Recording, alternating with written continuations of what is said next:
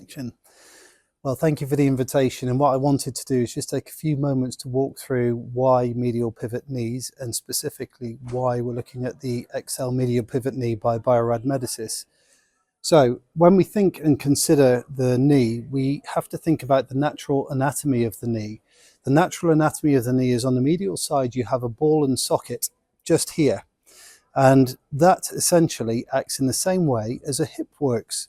So when we think about our hip and we do a hip replacement, if we did a hip replacement and we have a liner and we have a head, if we put a small head into this liner, you will see that it's very mobile and it's non-conforming. It slides, okay, it rotates and it moves, and there is no real capture.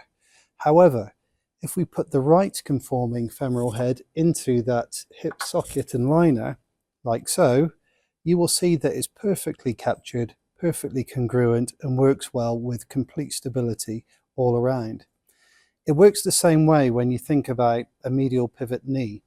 So some considerations with a medial pivot knee are, as I've mentioned, on the medial side, okay, it acts like a ball and socket, and we want to capture, okay, the distal femoral component like a hip and a hip socket. So I'm going to use this this head here just to demonstrate my point.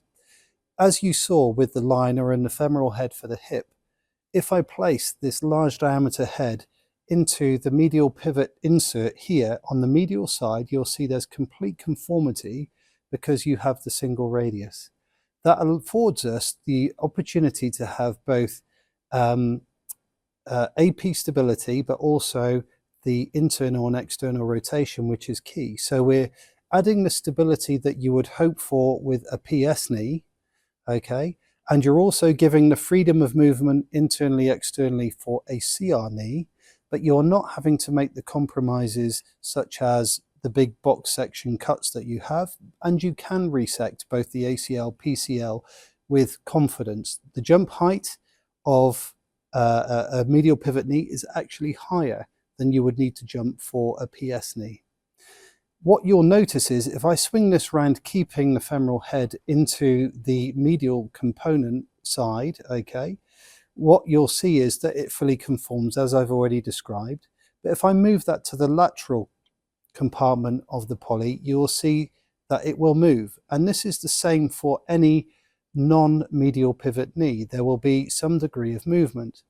Now, companies are looking for a solution where, of course, they can't infringe patent when they design new medial pivot knees, and they've come up with medial congruent inserts. A medial congruent insert may give you the high anterior wall to stop you going forward and having that anterior dislocation, but it will not stop the sliding action that you have back and forth because you have a J-curve style knee, so it's non-conforming. So that's very interesting from the medial pivot point of view, that we have that AP stability, internal, external rotation, which will negate the need for a CR or a PS knee, which means your surgeons, or as a surgeon, you only have to choose one knee moving forward. Now, if I take the femoral component and I just hold it here in extension, you can see that we've got this, again, fully conforming medial compartment, but also the ability on the lateral side, as we go into that deep flexion extension, to be able to maneuver through and allow that deep flexion to take place.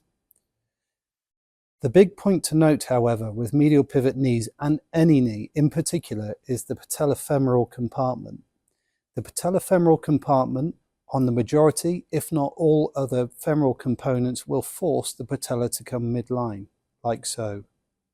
However, if you take a look at your own knee, and I will demonstrate for you now, if you look at your own knee, and I encourage you to sit and put your fingertip onto your kneecap and take yourself, okay, through flexion into extension, and I ask you, what does your patella do? Does it form midline, or does it actually track laterally? Because I've just told you that all the patellofemoral components of alternate systems will force the patella midline, but that's not, as you can see, what my knee does, and it won't be what your knee does either.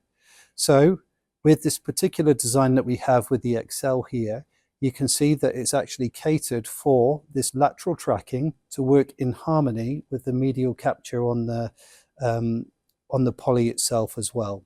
And why is that important?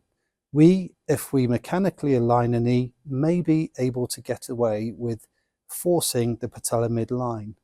However, in today's world and market, there's a lot of talk about kinematic alignment.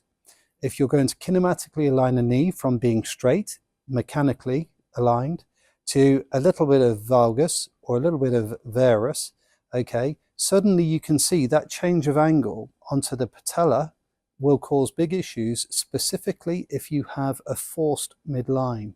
It will cause a lot of issues in terms of anterior knee pain and the potential for dislocation of the patella. However, if you have a wide sweeping Q angle